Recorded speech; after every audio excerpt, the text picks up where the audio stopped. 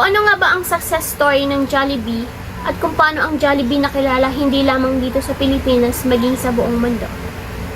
Before the idea of fast food change was conceived by 22 years old Tony Tan Kak Chong, started his lockout with Magnolia Ice Cream Parlor franchise back in 1975. Over the years, Tony and his family expanded the chain into 7 outlets. So yung ice cream, nag-expand ng 7 outlets pa. And napansin nila na parang ang lineup ng mga tao ngayon is sa burger. So they decided na magkapital sila dun sa trending na burger. And nag-offer sila ngayon ng Yum Burger as one of their signature product ng mga panahon na yon. And napag-decide ni Tony na parang isettled na yung image ng Jollibee into Red Bee with a glowing smile. In 1980s, nagkaroon ng first TV commercial ang Jollibee. So, yun yung Chicken Joy na ang advertising campaign is Langhap Sarap. So, after nun, na-awardan yung Jollibee ng most effective food category of the year.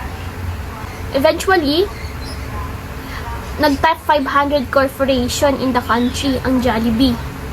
At dahil doon, nakapag-open ang Jollibee ng first branch in Brunei in 1987. Yun yung pinaka-first outside the country na branches nila.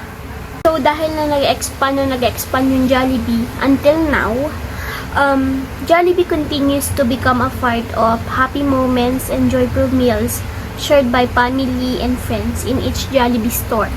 So, talagang kasama na ang Jollibee kahit saan. Maging pamilya mo, kaibigan mo, lahat kasama na ang Jollibee. Hindi na mawawala.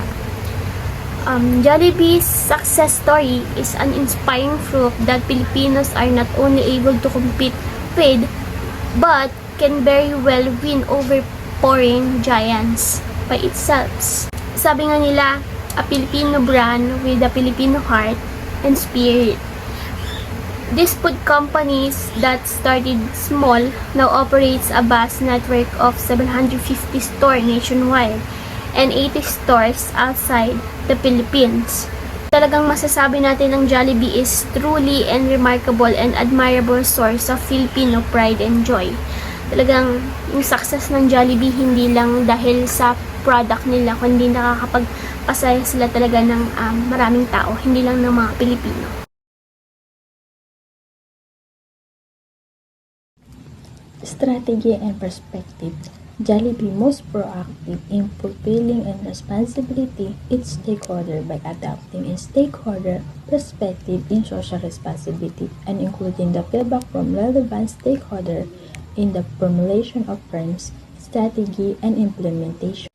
Social responsibility: economical, ethical, legal, philanthropic. Study of social responsibility of the company in terms of economic, the sustaining demands of social responsibilities in never-end process of continuous improvement from top management, employees, and good relationship across community. However, in terms of ethical, Jollibee are spent with excellence and integrity are the base of their endeavors. Customer focus, humiliating to listen and learn, and they emphasize the spirit of family and fun, inform to foundation of the relationship with stakeholder. And lastly, in terms of philanthropic system of company, Jollibee Company has many programs from society, and one of their foundation recently was donating 100 million worth of food product with its brand to frontliners like healthy workers and on-a-ground checkpoints personnel. Social responsibilities towards customer.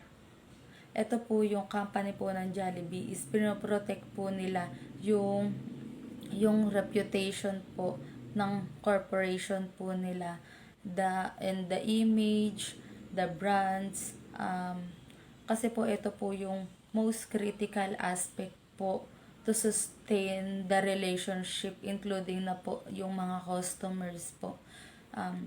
sobrang tagal na po sinusustain ni Mr. Tony Tan yung good reputation po ng Jollibee.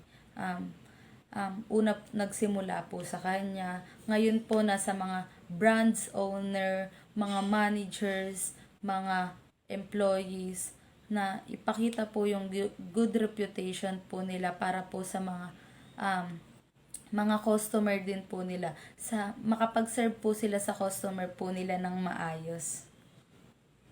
Social responsibilities towards community and environment.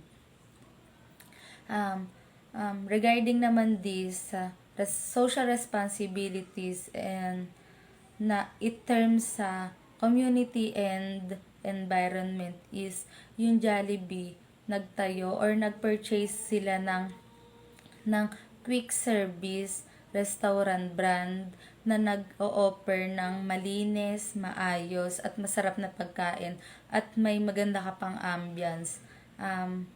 Para masatisfy yung mga customer na papasok sa Jollibee, and wala silang pinipili na personality, matanda ka man, bata, mayaman ka man, mahirap, pwede kang kumain dito. At pumapasok dito yung good governance na naging equal sila sa lahat, naging fair sila, mayaman ka man, mahirap ka man, matanda ka man, bata ka man, pwede kang kumain dito. And ang gusto lang ng Jollibee is to satisfy the customer.